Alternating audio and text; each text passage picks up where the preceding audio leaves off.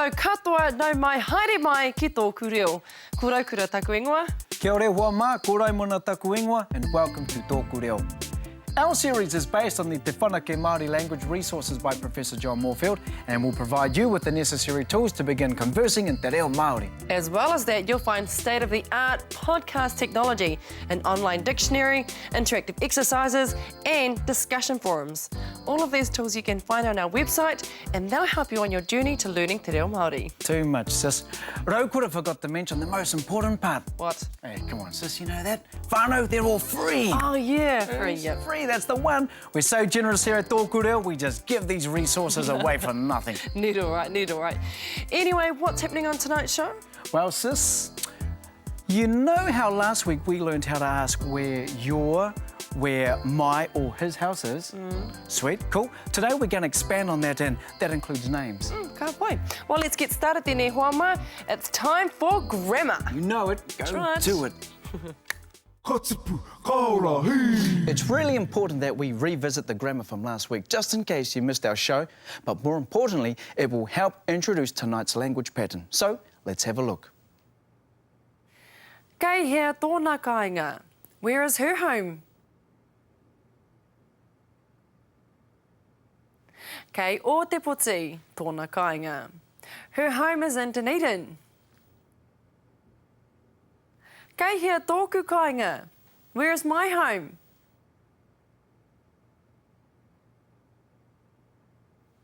Kei Aotearoa tōku kāinga. My home is in New Zealand. Kei hea tōu kāinga. Where is your home? Kei o tautahi tōu kāinga. Your home is in Christchurch.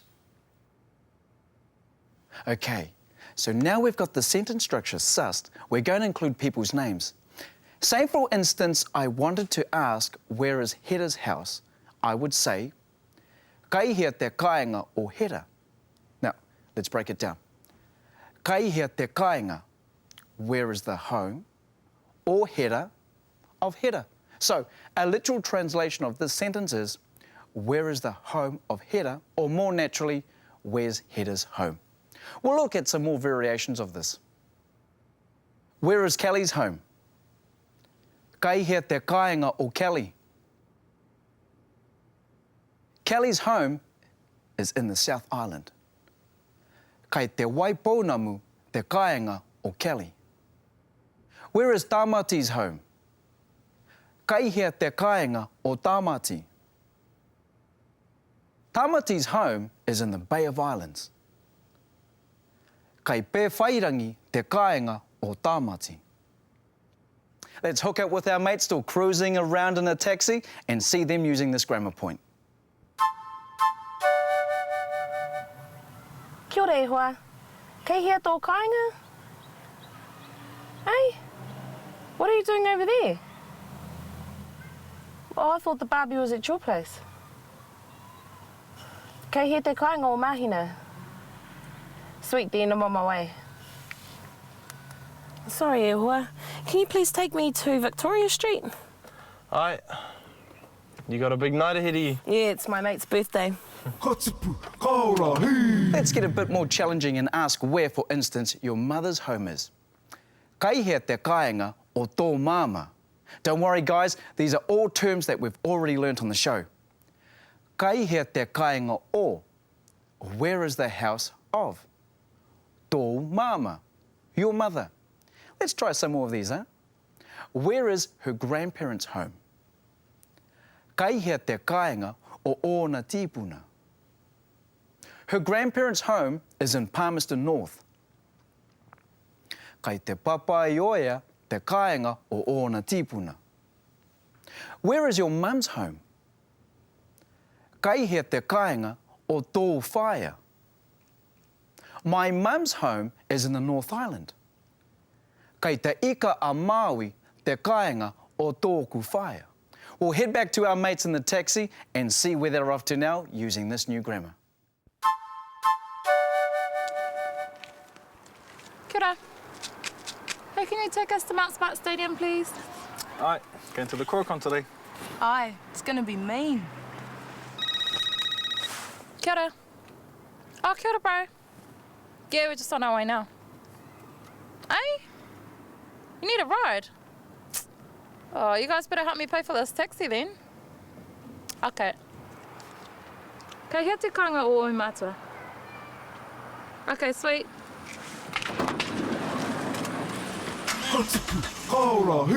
That's all the grammar we have for today. We'll be having another look at these on tomorrow's revision episode if you want a bit more practice. But after the break, Raukura will be here with our top 10 kupu. But for now, let's hear some dialect. And whānau, we'll see you after the break. The term koeke is a term or a te arawa term for people who are old. Similar to other tribes, they might say Pākeke, where people are kaumātua of an old age. The term kaumātua might refer to someone who isn't old but may have some status or knowledge within the tribe or within the respective hapu.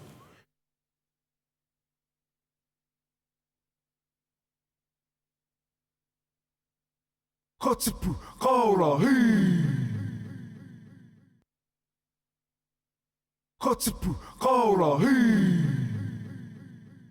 To reinforce what you're learning on TŌKU Reo at home, visit our website at www.tokureo.maori.nz.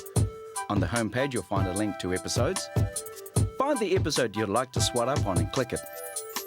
Here you'll find a summary of what's in that episode as well as a list of interactive exercises down the right-hand side. Here's an example. Back at the homepage, you'll also find links to the other Te Whanake resources, more exercises, a forum for TŌKU Reo viewers, and a free online Māori dictionary. Have fun, kia ū! Katipu kaora hi. Welcome back. Let's have a look at today's top 10 kupu hou. You guys know how it goes. We'll start off with just 5 kupu. You'll hear the pronunciation first, then we'll show you how it's spelt. After that, we'll give you some images to help you remember them. Are you ready? Here's the first 5. Waho, outside. Waho. Ngā motu, New Plymouth. Ngā motu. Kāinga, home. Kāinga. Whakatū, Nelson. Whakatū. Runga, on. Runga. Now we'll go over the same 5 words, but this time we'll add an image to help make it easier to remember. So you'll see an image, then you'll hear the word pronounced correctly, followed by how it's spelt. If you think you're really clever, try and say the word before I do. So here we go. Waho, outside. Waho.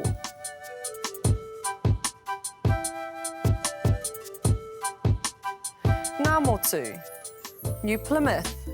Ngā motu.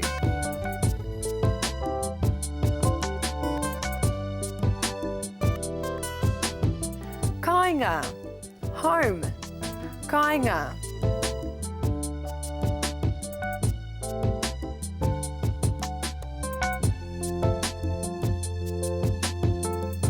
Whakatū, Nelson. Whakatū.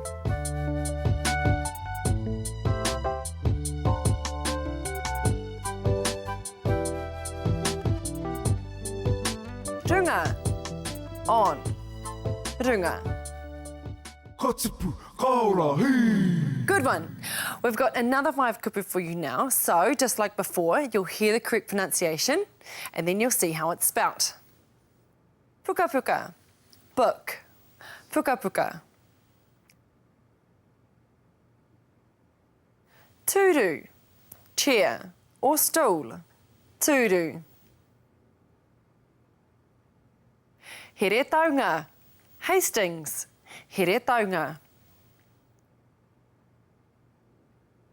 Raro, under or below. Raro. Pene, pen. Pene. Now we'll add an image followed by the correct pronunciation and finally how it's spelt. So check this out.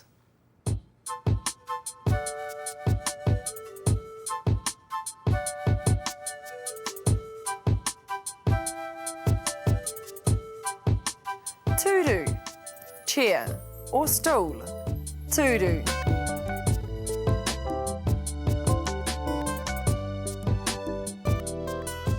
Here taunga, Hastings. Here taunga.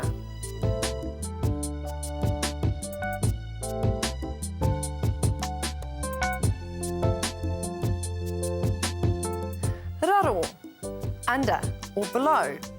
Raro.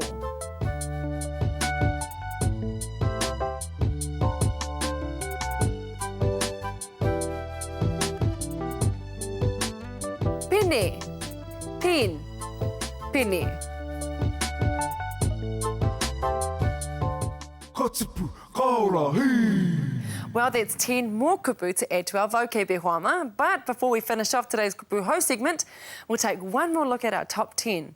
Don't forget to say them out loud at home. Waho, outside. Waho.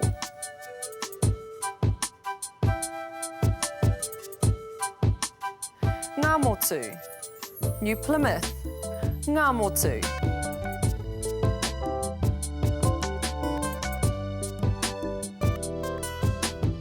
Kāinga, home.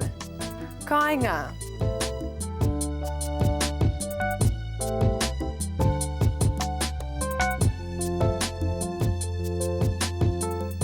Whakatū, Nelson. Whakatū.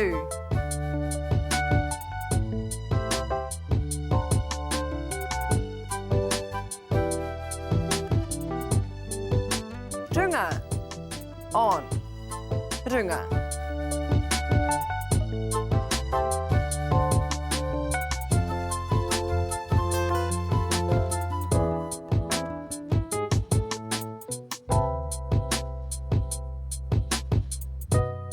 Tūru, chair or stool. Tūru.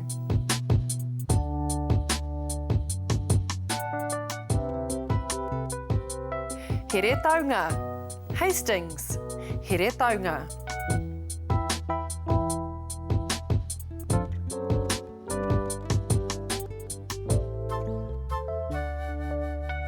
Raro, under or below. Raro.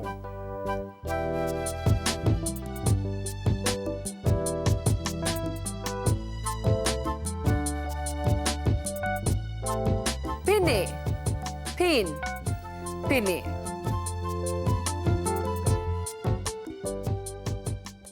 Ka tipu, ka ora, hei! Remember, if you want to practice these words some more, visit our website and try our interactive exercises.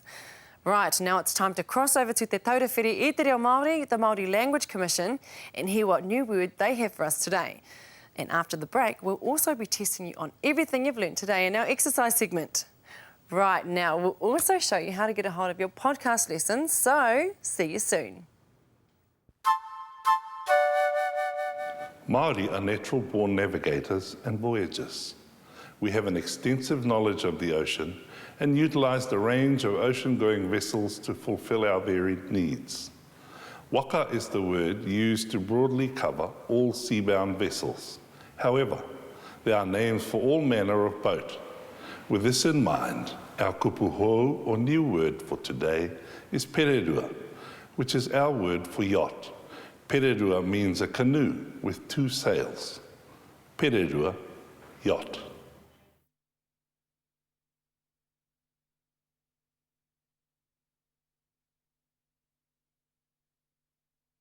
Ka tipu, ka ora, hei! Ka tipu, ka ora, hei! To access the podcast, go to www.tōkureo.māori.nz and click on episodes. Choose your episode and move the mouse to the right-hand side of the screen where you'll find a link called Podcast. Click this link to download TŌKU REO podcast to your iPod, MP3 player, etc. video, audio and exercises, you can brush up on your Te Reo Māori skills anywhere, anytime, 24/7. Kia kaha. Ka tipu, ka ora, hei! Welcome back, e Wama. It's time to put our new grammar point into action. That's right, sis. You know what it is? It's exercise time. That's right. So this exercise is a multi-choice activity. Now, I'll ask you a question in English, and your job is to choose which sentence is the correct translation. No, it's not gonna... Well, you won't see the English sentence, so you have to listen carefully. But I'll give you an example. Where is her parents' home?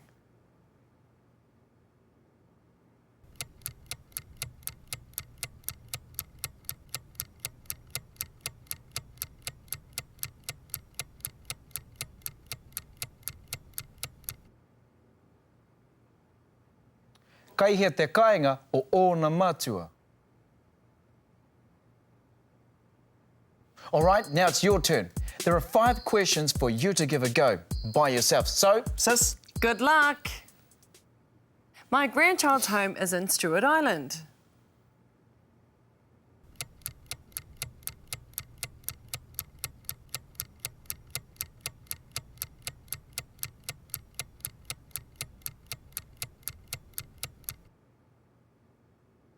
Kai raki ura te kāinga o tāku mokopuna.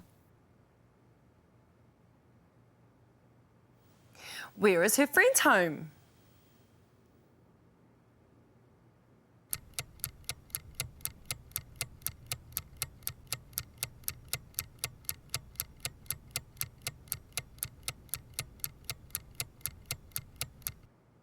Kai hea te kāinga o tōna hoa.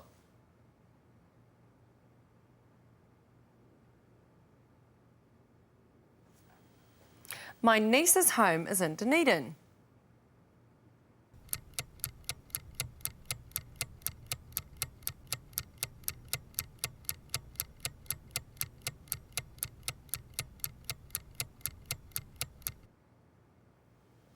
Kai o te poti te kāinga o tāku iramutu. Juana's home is in Palmerston North.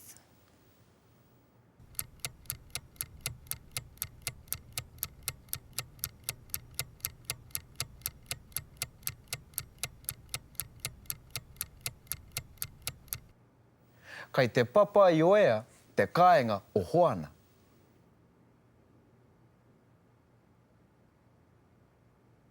Where is her brother's home?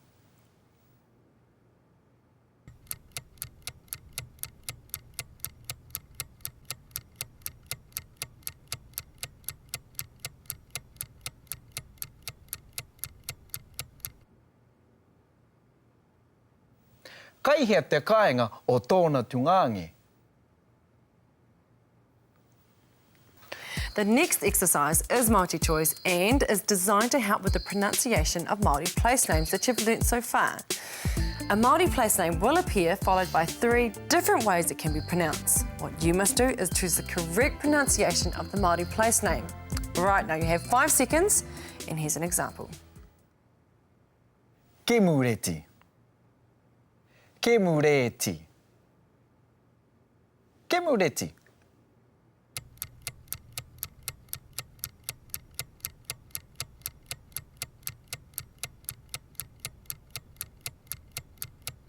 Ke mureti. The answer is E, ke mureti. Ready to give the rest a go? O tautohi. O tautahi. O tautahi.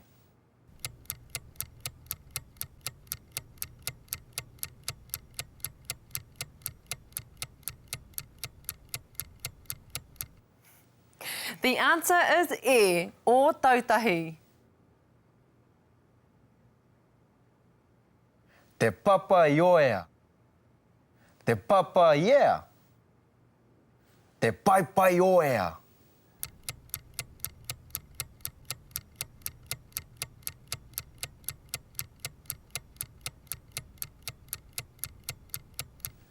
The answer is A, te papa i oia.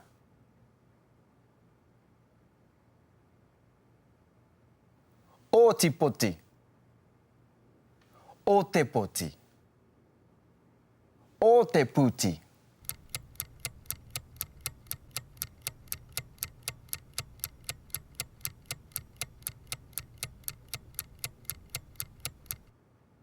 The answer is e, o te poti.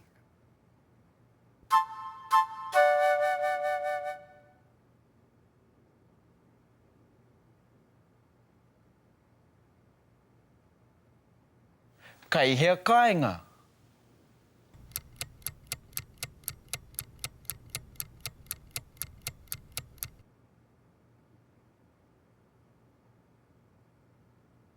Kei hea te kāinga o tōna matua.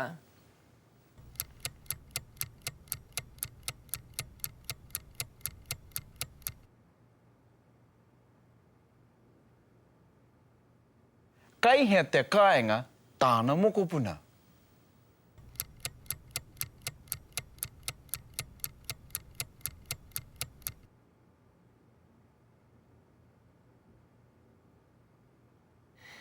Kei hea te kāinga o hariata.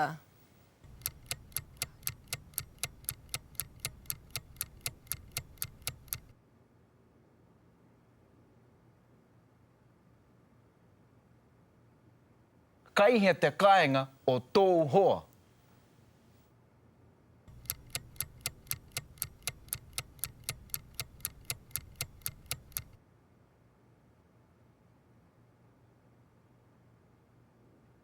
Good work. This last exercise will see how much of the new sentence structures we can remember. Now, we will revisit our friends in the taxi, but just before they're about to speak, the footage will freeze. Try and provide the appropriate answers before the footage starts again. Straight into it, sis. Kia kaha. Oh, I thought the Barbie was at your place.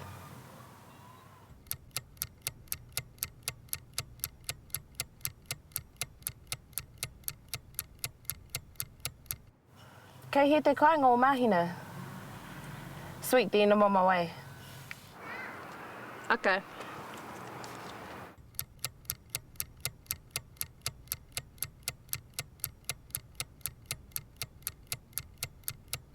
Kei hea te kāinga o matua. Okay, sweet. Choice one. Awesome. Now you can kick back and relax while we head over to Professor John Moorfield. for this week's learning tip. You know it. Tēnā nō koutou. As a learner of Māori, when you hear or see a new word, your first reaction might be to consult a dictionary. But in the long run, this may not be the best way to expand your vocabulary and understanding of the language. You should try to work out the meaning of the new word by using clues to help your understanding. Use the context that the word is used in to guess what the word might mean. When listening to someone speaking, body language can also help work out the meaning, while illustrations for written language may also help. Once you've worked out the word's meaning, then check it with a fluent speaker or in a dictionary.